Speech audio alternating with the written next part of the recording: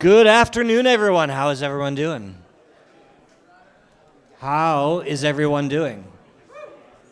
A little more? A little more? Doing all right? Come on, let's get some excitement going. So we're going to talk about VR broadcasting and streaming, which is not the easiest thing to do. Today we've got Tony Williams, CEO of Blueprint Reality, who does Mixcast. He's an awesome guy. We met quite a while ago. Todd Harper is not here, he left us high and dry. We do have Brad Atkins, otherwise known as Sleepy, and then we just found this guy here, Noman. He is also a broadcaster for VR. So we brought him up, and we're going to talk about all the kind of fun technical issues that we're going to have with VR. So what do you guys use? How do you broadcast VR? So I'm going to talk about vRespawn, and what we do is we currently do like media coverage for VR esports on a broad spectrum. So we have a show dedicated to games like Onward and Contractors in the first-person shooter market. We also have shows based on like the Echo games. So we try and cover the broad spectrum of the VR esports realm. And for the Onward show, we usually record those on Thursday nights. Turn them out late Thursday night for Friday morning, so folks, when they're getting up for Friday, they have a nice little bit of VR content they can cover the week before in Onward, and that way they're ready for that weekend's matchups, which are coming up. So it's a nice way to kind of keep the pacing going, let everyone kind of relive what happened last week as we move into the next week for our live broadcast. But so yeah, I'll be talking about that now, and I'll let Noman here talk about more about what we do over at the VR Master League. Yeah, so I'm one of the casters for the VR Master League, specifically for Onward now. It's one of the biggest FPS games in VR that has a casting group. So we're all kind of volunteer. I'm a player. I come from Team Blaze, so I transitioned into casting sort of as a love for the game and a love for VR and trying to spread that message to as many people as possible. And what's great about it is we can sort of educate people as we cast, right? So casting's an interesting medium anyway because you get to share the love of the game. You get to explain how games work. Everybody knows looking at a VR game in 2D can be not quite the same, right, as playing it or being in the headset. So you kind of walk newer people through the technology, the game, what the players are doing, why it matters.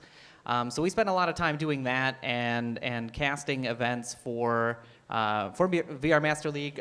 Sleepy's done live events for ESL as well through the partnership there.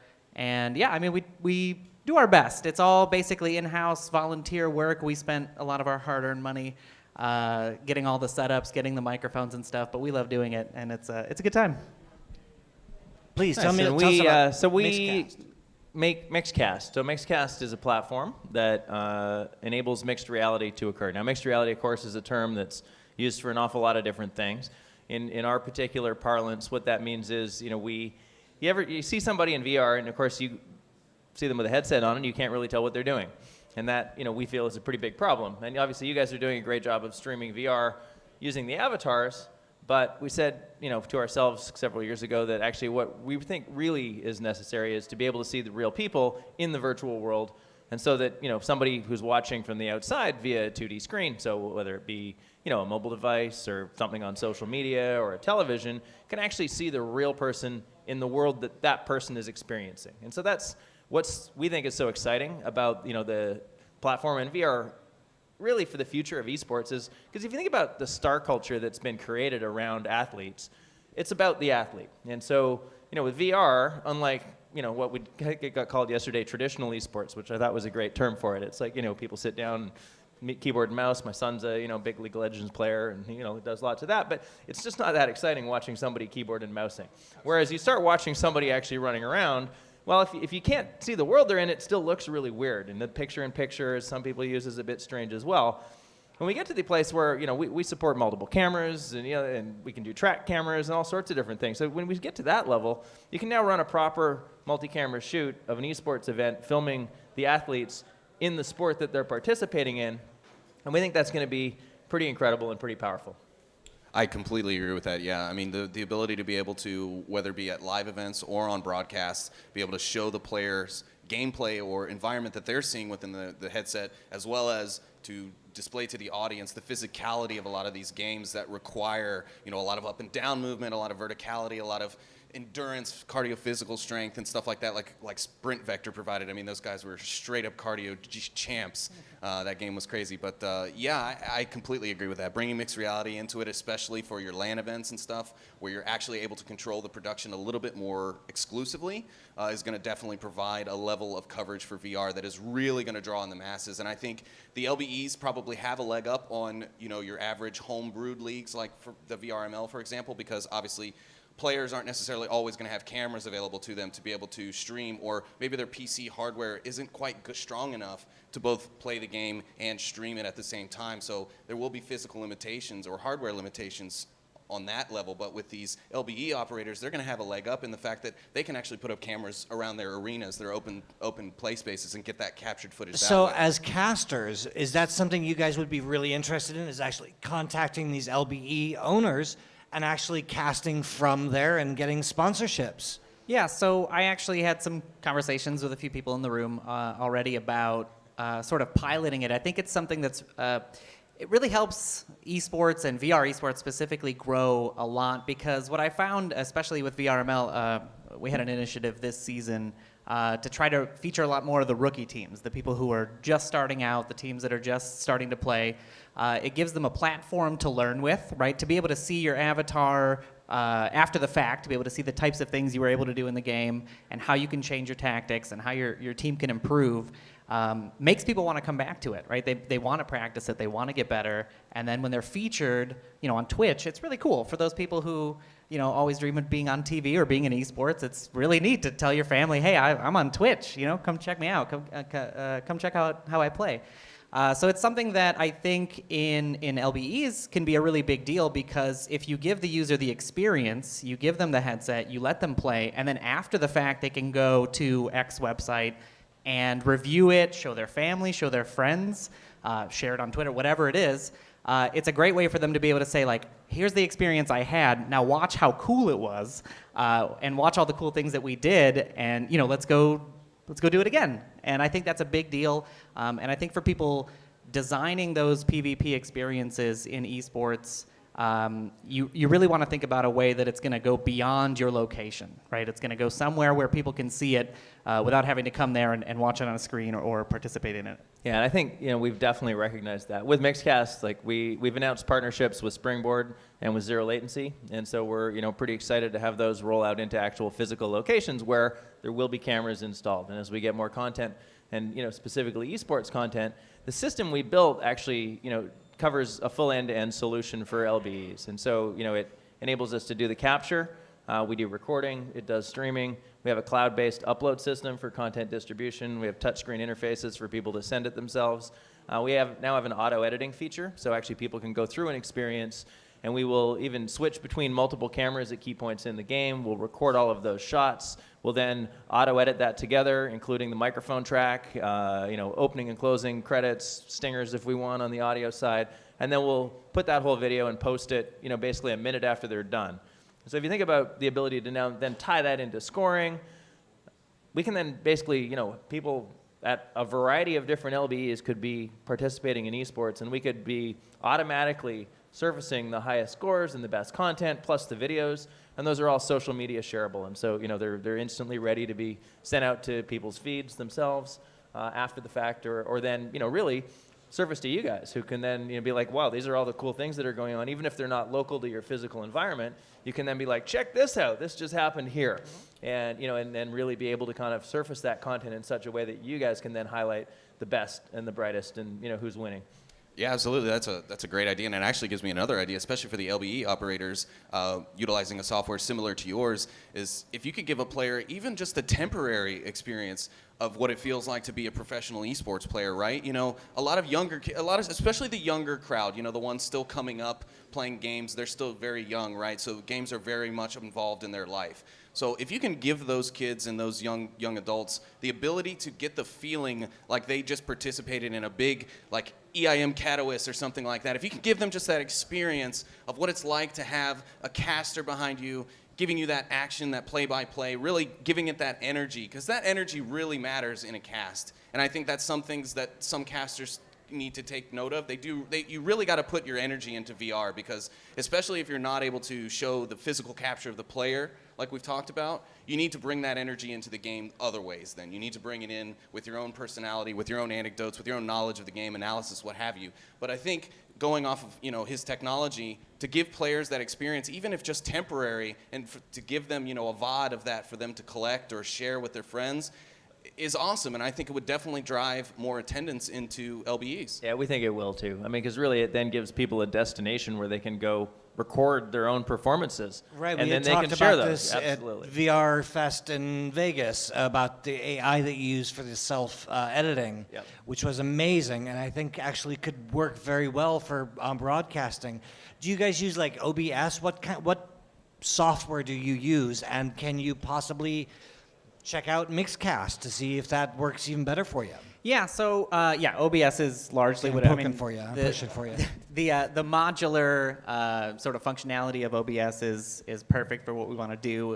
It allows us to, in our case, we created in-house our own graphics, our own overlays, anything we need to add a little bit more depth to the game, right? So if the game itself is lacking, transitions or scoreboards that sort of make sense to players, we had the ability to add that. I think Mixcast is actually a really good platform for future casting, because one thing that's missing is, in professional casts especially, ESL does a good job of it, is showing the casters, right? Showing the desk, showing the analysts talking about it, having clips playing in the background, things like that. Yep. I think Mixcast is that sort of, I can do that at home, right? I don't need a professional studio. I can have Sleepy here in LA, I can be here in San Francisco, and we can be at a virtual desk together, maybe even in the game environment. I'd love to sit in, Downfall on Onward and have a chat about this game and rotate it based on map and all these cool things. So I think it's a huge game changer that we need to look into.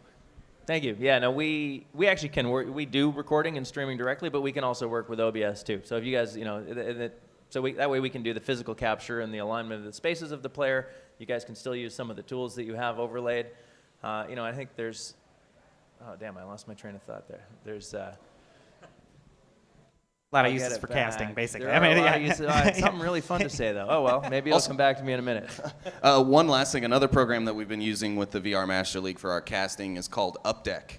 And I'm sure a lot of you are familiar, if any of you are familiar with the streaming world, the Elgato Stream Decks, right? The little control deck that you can use to control your stream, scene transitions, things like that. Well, Updeck, is basically a stream deck that you can put on your mobile device. So your cell phone, your tablet, your iPad, your iPhone, you can make basically your own custom stream deck and utilize it in order to switch streams. And that's what we use as hosts for our VR League casts.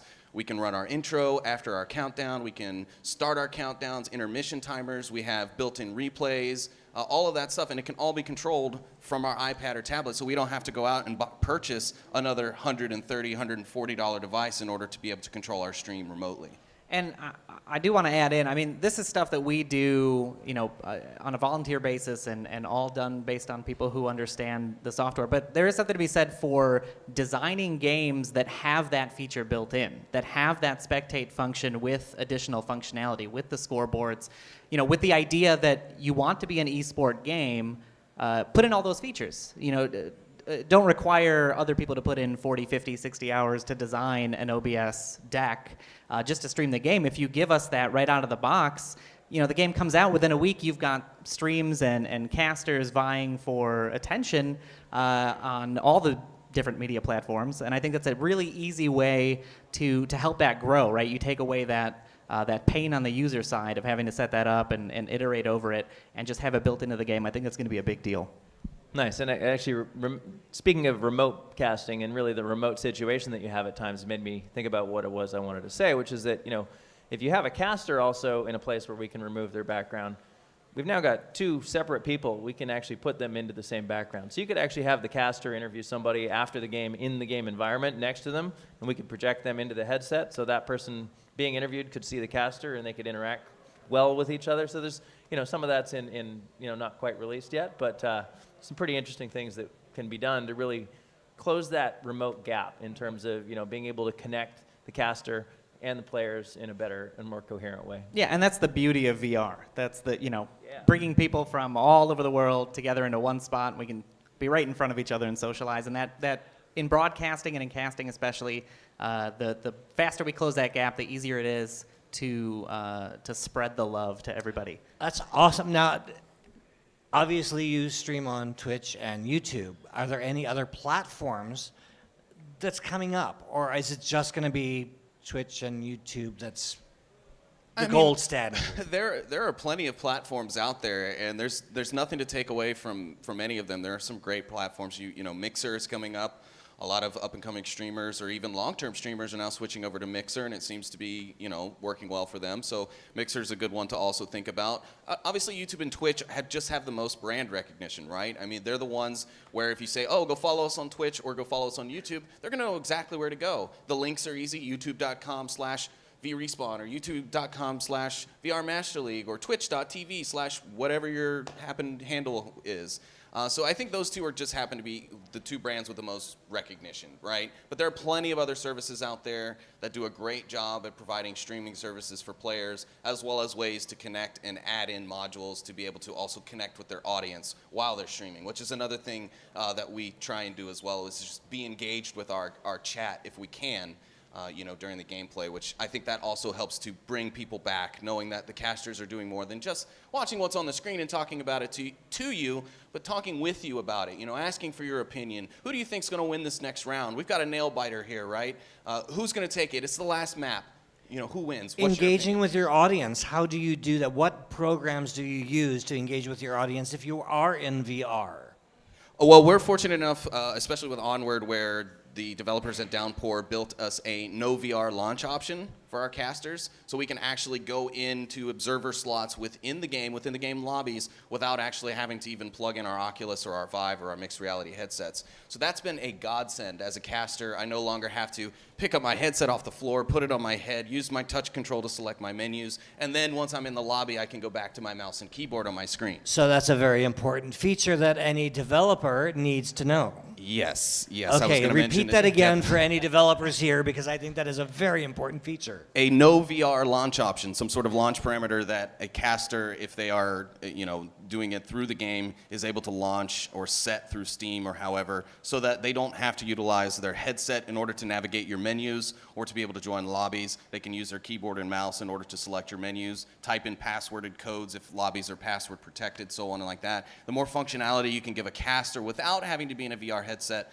the better it will be for them, because then they can, you know, they're not putting this down and moving their mic back over in front of them and so on. Yeah, there's another one I really want to highlight. I mean, obviously having that flat screen view is great, but there is potential for a lot of products in VR to do that casting. So we do some partnerships with Hive VR, where they did sort of in VR casts. They would have a you know, little sort of social space where VR players could walk around and talk to each other, and then there was a big screen, right, the Netflix theater style gigantic screen, and they were able to watch the game while socializing with their friends, and the casters were in the room as well.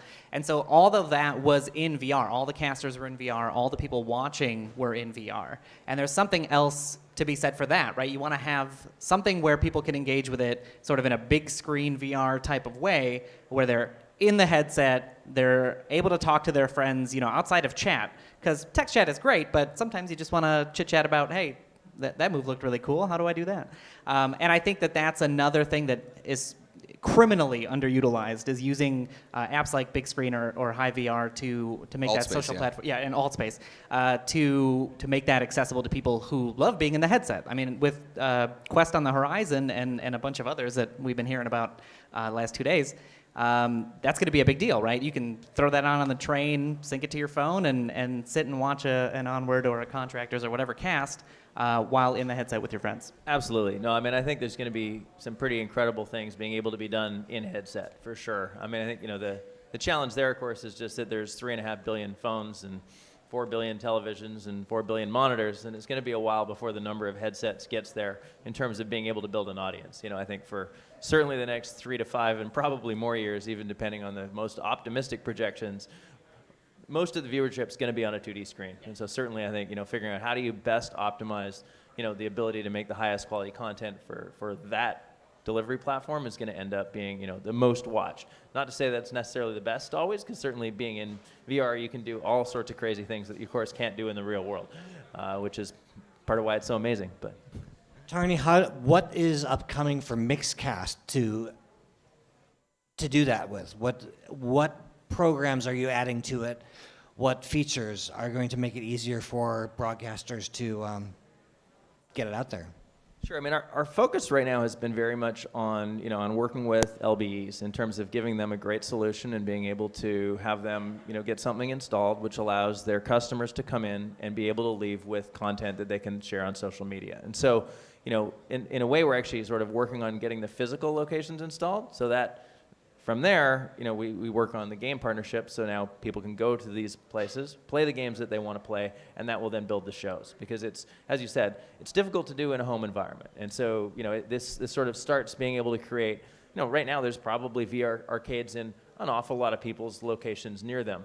And as they start adding the ability to do mixed reality in those places, they now turn into essentially hubs and destination locations where for, a nominal fee they can go in and not only just play an experience, but actually then leave with content that they can share, plus also being able to start getting into the live world. Most of them have got pretty good internet, and so I think, can't really talk about where we're going too much past that, but I think those will be conversations that we end up having with guys like these about, all right, so what would you like to see in terms of the ability to link the physical environments and the games out to where people are actually streaming? Yeah, I love this guy. Every time he speaks, another wheel in my head starts turning. Another thing that could be great with his platform and with LBEs is that players who may compete in esports that don't do so in a virtual arcade could actually use this type of technology to train in their off time. They could go to these LBEs, rent out some space, some time on an available station, utilize the system to not only record their physical play space to see if there's any bad habits that maybe they have. Maybe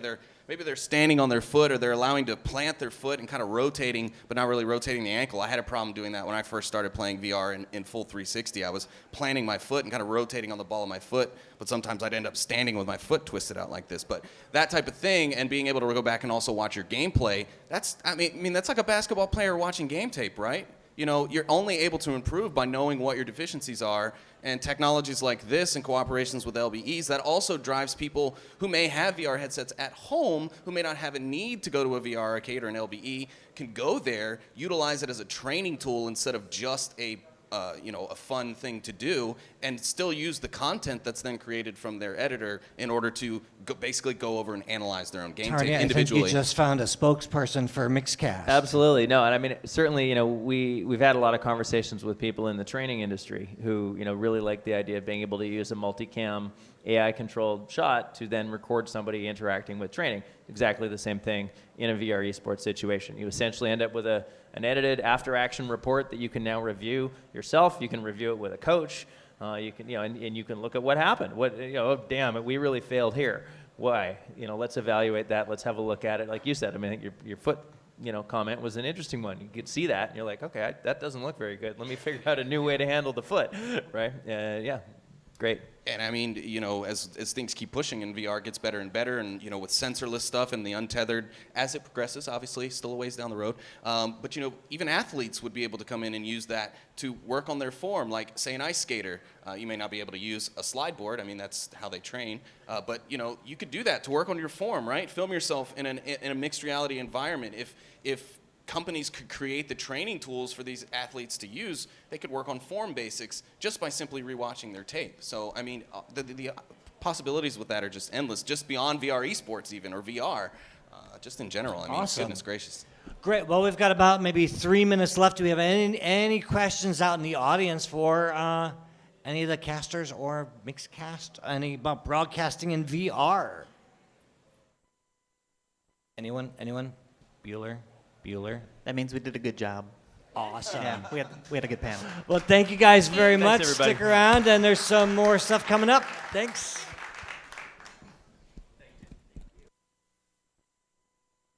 Hello.